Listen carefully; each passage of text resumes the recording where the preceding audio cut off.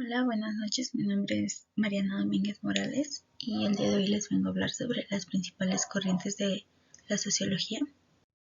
Comenzamos con el primer autor, quien es Auguste Comte, quien nació en Montpellier en 1798 y falleció en París en 1857.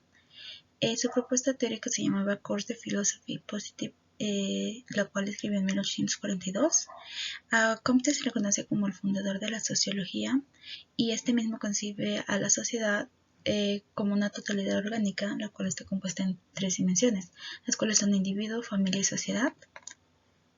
Su mayor aporte es la ley sobre los tres estados, en donde las leyes se llaman de un estado teológico, un estado metafísico y un estado positivo, en donde en el estado teológico pues se busca una explicación a partir de los dioses y los mitos. En el estado metafísico no hay los elementos suficientes para saber de dónde viene el cambio, y en el estado positivo las cosas o explicación están fundadas en la ciencia. Comte habla sobre el positivismo y en este consiste en descubrir las leyes invariantes del universo de las sociedades. El segundo autor es Herbert Spencer, quien nació el 27 de abril de 1820 en Reino Unido y falleció el 8 de diciembre de 1903. Su propuesta teórica se llamaba The Study of Sociology, la cual escribió en 1896. Para Spencer, el cambio social es un proceso evolutivo, el cual contempla el objeto de la sociología conformada por hechos estructurales y funcionales originados en la necesidad de dar respuestas a las exigencias de la adaptación evolutiva. Él da un término de darwinismo social, en donde buscaba trasladar la evolución a las cuestiones sociales.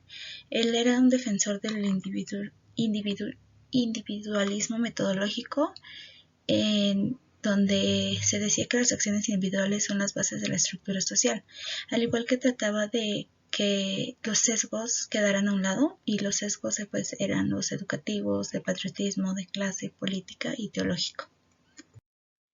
El siguiente autor es Karl Marx, quien nació el 5 de mayo de 1818 en Alemania.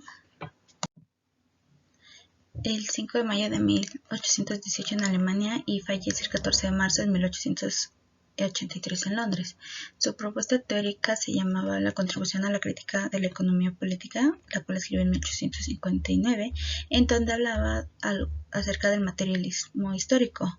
En ella decía que transformaba la dialéctica idealista en la dialéctica material para aplicarla en el análisis de las desigualdades humanas y hacer de la lucha de clases el motor de la historia.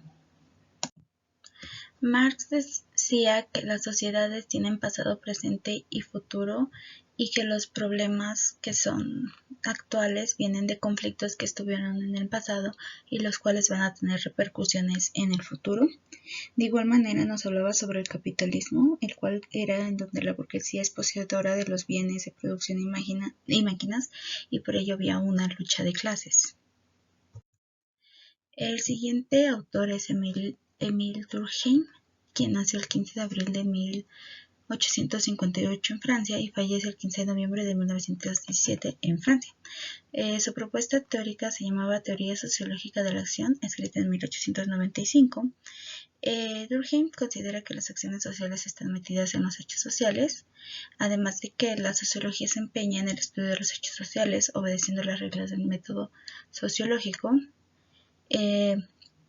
Para Durkheim, los hechos sociales se podían explicar por medio de la estadística, debido a que decía que tenían volumen, magnitud y tamaño, y al igual que pues todos estos hechos sociales eran parte de un actuar, pensar y sentir de los individuos, y así se podían explicar estos mismos hechos.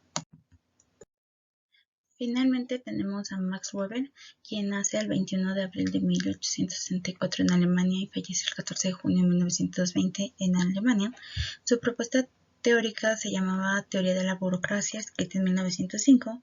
Él es considerado como el padre de la sociología comprensiva, Weber se centra en el objeto de la disciplina en el estudio de la acción social, entendida como la conducta humana, que dotada de sentido se orienta y se refiere a la conducta de otros. Menciona también que para entender las acciones de otros individuos es necesario ponerse en sus zapatos y de esta manera poder entender por qué hacen lo que ellos hacen. Y bueno, de igual manera también dice que las condiciones económicas son muy importantes dentro de un contexto social, ya que pues las acciones sociales también forman parte de esto. Bueno, muchísimas gracias por su atención.